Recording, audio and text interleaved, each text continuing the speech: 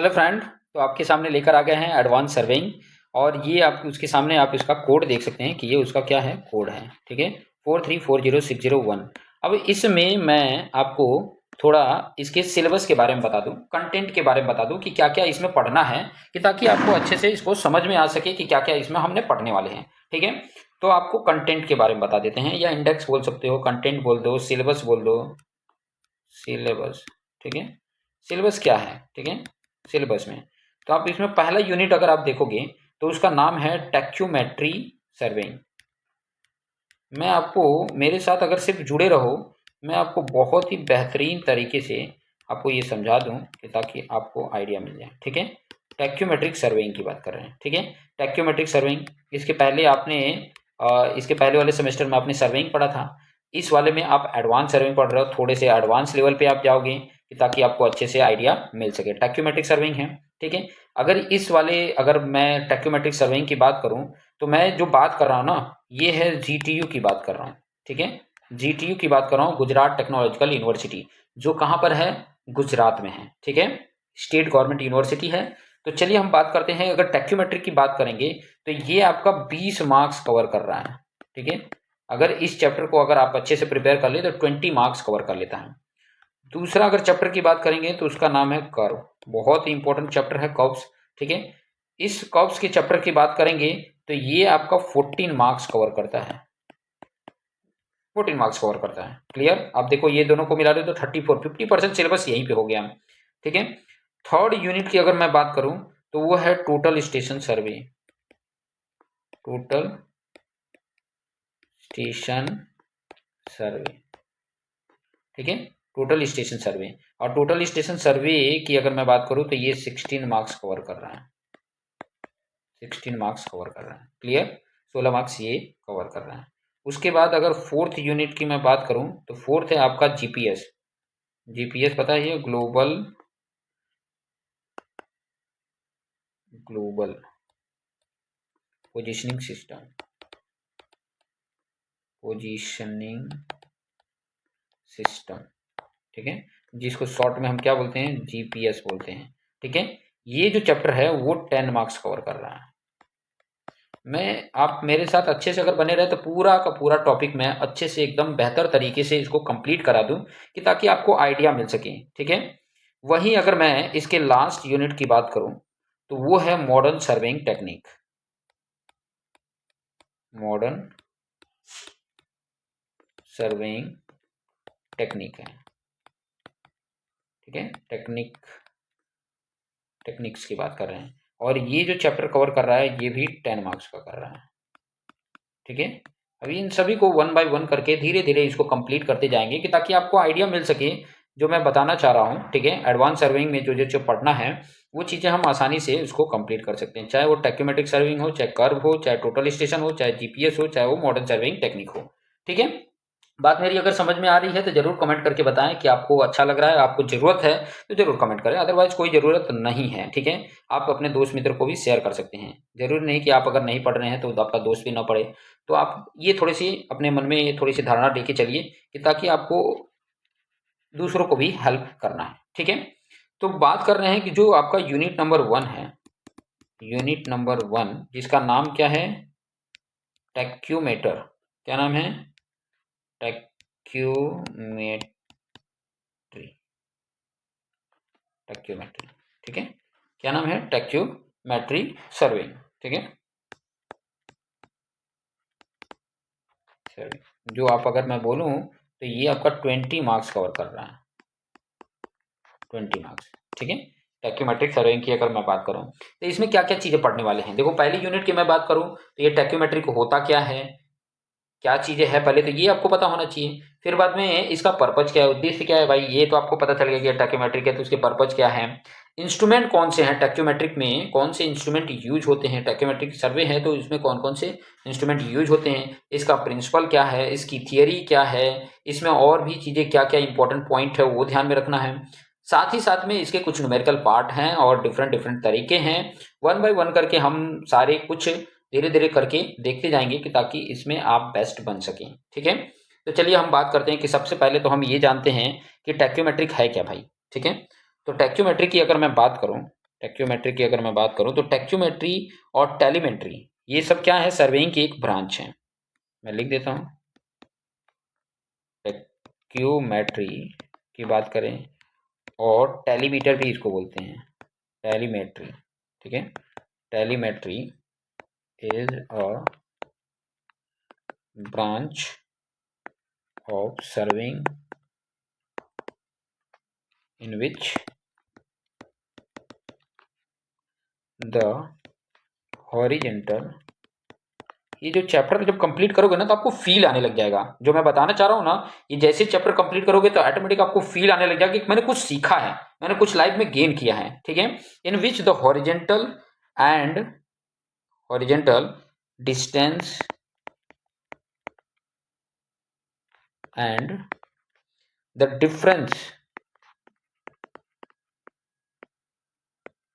Difference of elevation, elevation समझ रहे हैं, वर्टिकल हाइट की बात करें, वर्टिकल की बात करें, elevations of point are determined by an instrument. Instrument की हेल्प से आप क्या कर लोगे, टैक्योमेट्रिक क्या है, टैक्योमेट्रिक की अगर मैं बात करूं या टेलीमेट्रिक की बात करूं, ये क्या है, is a branch of surveying, is a branch of surveying, surveying का ये ब्रांच है इन विच, पहले नंबर तो आप हॉरिजेंटल डिस्टेंस पता कर सकते हो, इस सर्वे में आप कोई भी दो पॉइंट के बीच का हॉरिजेंटल डिस्टेंस फाइंड आउट कर सकते हो, साथ साथ में वर्टिकली कोई अगर दो पॉइंट है तो उसके बीच का भी डिस्टेंस आप या डिफरेंस पता कर सकते हो, डिफरेंस मतलब अंतर, कोई दो पॉइंट है उनके बीच का अंतर कितना है, डिस्टेंस कितना है, वो आप पता कर सकते हैं, डिटरमाइन कर सकते हैं बाई एन इंस्ट्रूमेंट, ठीक है। इस इंस्ट्रूमेंट के थ्रू आप कर सकते हैं, और जब ये करते हैं तो इसी को बोला जाता है टैक्योमेट्रिक सर्वेइंग, ठीक है, इसी को क्या बोलते हैं, टैक्योमेट्रिक सर्वेइंग। अब इसी में पॉइंट अगर मैं बोलूं कि जो इंस्ट्रूमेंट यूज किया जाता है टैक्योमेट्रिक में उसको बोला जाता है टैक्योमीटर, ठीक है। मैं यहाँ पे लिख देता हूं, the instrument use for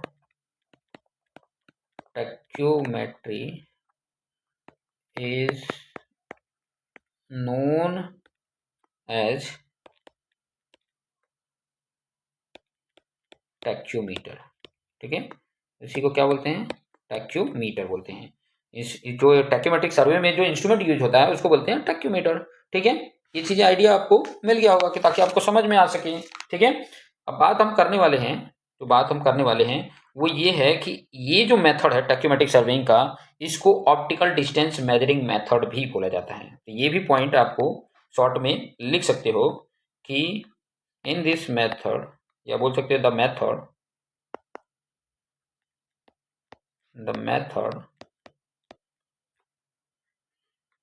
use या the method of tacheometric surveying, the method of tacheometry surveying is also known as optical distance measuring method, optical distance measuring method, ठीक है। पॉइंट क्लियर हो रहा है, जिसको शॉर्ट में हम क्या बोलते हैं, ODM बोलते हैं, ऑप्टिकल डिस्टेंस मेजरिंग मेथड बोलते हैं। बिकॉज, क्यों इसको बोलते हैं, because an optical instrument is used, इसमें ऑप्टिकल इंस्ट्रूमेंट यूज किया जाता है जिसको टैक्योमीटर बोला जाता है, इसलिए इसको ओडीएम भी बोला जाता है, क्लियर हो गया, ये पॉइंट क्लियर हो गया। अब इसमें जो आगे पॉइंट हमारे लिए खास इंपॉर्टेंट पॉइंट है वो है क्या, इसका यूज, ठीक है, इसका क्या है, यूज बोल सकते हो, ठीक है, यूज बोलो, फिर बाद में इसकी कैरेक्टरिस्टिक थोड़े देख लेते हैं, ठीक है। थोड़े थोड़े धीरे धीरे हम सारे पॉइंट को कवर करेंगे वन बाय वन करके, कि ताकि आपको आइडिया मिल सके। ठीक है। अभी जो हम बताने वाले हैं क्या, अभी जो बताने वाले हूँ वो टैक्योमेट्रिक सर्वेइंग, लिख लेता हूँ मैं,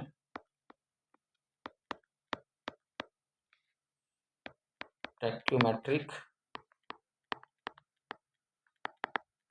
surveying is useful in the following situation.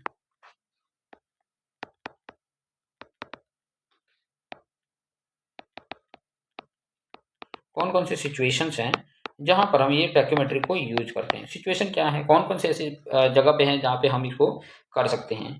तो पहला सिचुएशन मैं ये बोल सकता हूं कि जहां पे ग्राउंड क्या हो, अनइवन हो, जहां पे हम चेन और टेप से मेजरमेंट करना डिफिकल्ट हो, वहां पर हम ये टैक्योमेट्रिक सर्वेइंग का यूज करते हैं।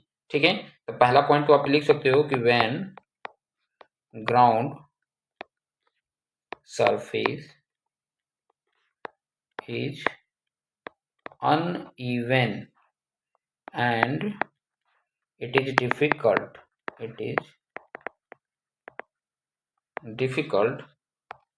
to lay chain or tape on the ground।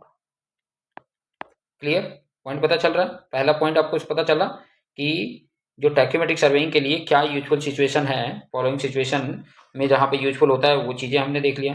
दूसरा इंपॉर्टेंट पॉइंट अगर मैं बताऊं कि कोई स्टीप ब्रोकन ग्राउंड हो, ठीक है, पतली जैसी खाई जैसी हो, डीप वैली हो, वैसी जगह पर भी हमें इसकी जरूरत पड़ती है। ठीक है।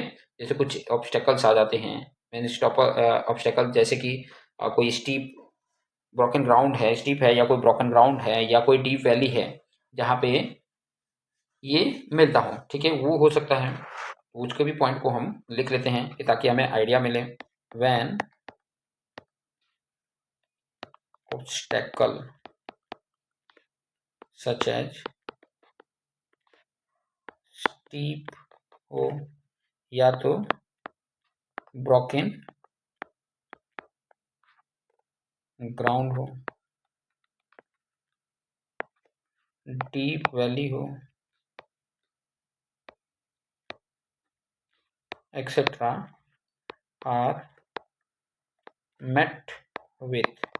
पॉइंट समझ में आ रहा है। तीसरे इंपॉर्टेंट पॉइंट की अगर मैं बात करूं कि जहां पर ये मेथड मतलब कहां पर कन्वीनियंट है, जैसे कि रोड सर्वे है, कैनल सर्वे है, रेलवे सर्वे है, यहाँ के लिए ये मेथड क्या है, टैक्योमेट्रिक मेथड क्या है, वो कन्वीनियंट है। ठीक है। This method is convenient for surveys of road, ठीक है, रोड्स है, कैनल्स है, रेलवेज है, etc। ठीक है, इन सब के लिए इंपॉर्टेंट है। ओके। नेक्स्ट फोर्थ नंबर की अगर मैं पॉइंट बात करूं कि जब कोई सर्वे एरिया बहुत ही लार्ज हो, वहां के लिए ये इंपॉर्टेंट है। When area to be surveyed is very large, बहुत ही लार्ज सर्वे एरिया क्या हो, बहुत ही लार्ज हो, वैसे जगह पर भी हमें, ऐसे सिचुएशन में भी टैक्योमेट्रिक का हमें यूज लेना पड़ता है। ठीक है। ऐसी जगह पे भी हमें क्या करना पड़ता है, टैक्योमेट्रिक यूजफुल रहता है। अब बात करने वाले हैं हम कैरेक्टरिस्टिक ऑफ टैक्योमेट्रिक सर्वेइंग। ये भी काफी क्वेश्चन पूछने में आ जाता है एग्जाम में, तो ये भी हमारे लिए उतना ही ज्यादा इंपॉर्टेंट है जितना इंपॉर्टेंट ये था। ठीक है। तो बात कर लेते हैं कैरेक्टरिस्टिक की। ठीक है। Characteristic characteristic of tacheometric surveying.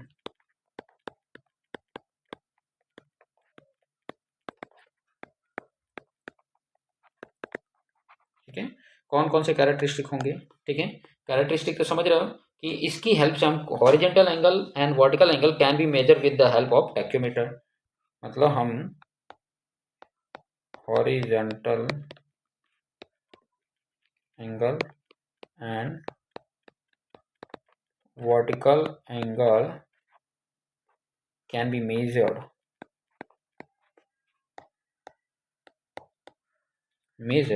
with the help of tachymeter.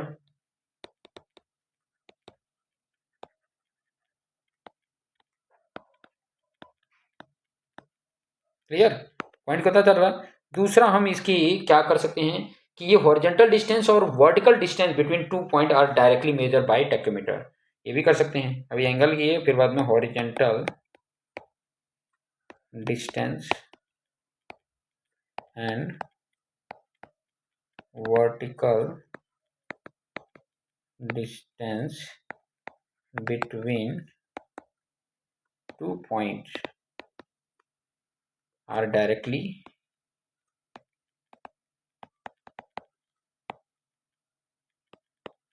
measured by tachymeter।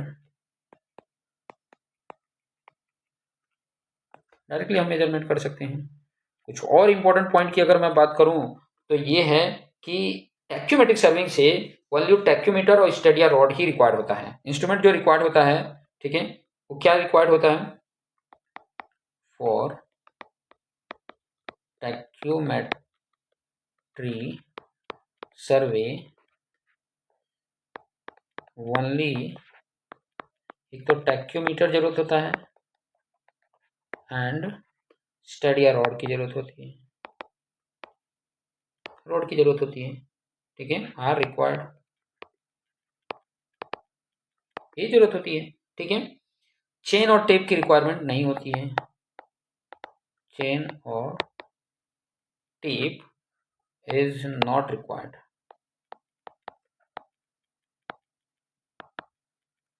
Clear. और इससे खास इंपॉर्टेंट पॉइंट है कि ये जो होता है 8 इज लेस एक्यूरेट होता है, ये थोड़ा सा हमें ध्यान में रखना है। ऑब्वियसली बहुत सारे जो इंपॉर्टेंट फैक्ट हैं, डायरेक्टली मेजरमेंट कर लिया जा रहा है, ठीक है, या विथ कैलकुलेशन मेजरमेंट किया जा रहा है, तो ये सब चीज़ें जो हैं इससे हमारी जो रीडिंग में है उसमें थोड़ी एक्यूरेसी लेवल कम हो सकती है, तो ये चीज़ें हमें ध्यान में रखना है, ठीक है। आगे हम बात करने वाले हैं पर्पज़, ठीक है। आगे नेक्स्ट वीडियो में आप देखोगे कि इसके पर्पज़ क्या हैं, इसके लिमिटेशन क्या हैं, कौन कौन से इंस्ट्रूमेंट है, वो किस तरीके के होते हैं इंस्ट्रूमेंट, उन इंस्ट्रूमेंट की कैरेक्टरिस्टिक क्या होती है, ठीक है, ये सारे कुछ हम नेक्स्ट वीडियो में जिक्र करेंगे, ठीक है। तो आप इसको देखते रहो और ट्राई करो कि नोट्स बनाते चलो कि ताकि आपको ये बेहतर वे में आपको समझ में आने लग जाए, ठीक है। हालांकि अभी ये वीडियो छोटा वीडियो है, नेक्स्ट वीडियो थोड़ी सी लेंथ में रहेगी, ठीक है, तो आप लोग थोड़े से इस पॉइंट पे भी ध्यान में रखिएगा, ओके। तो देखते रहो और अपने आप को बेस्ट बनाते रहो। धन्यवाद।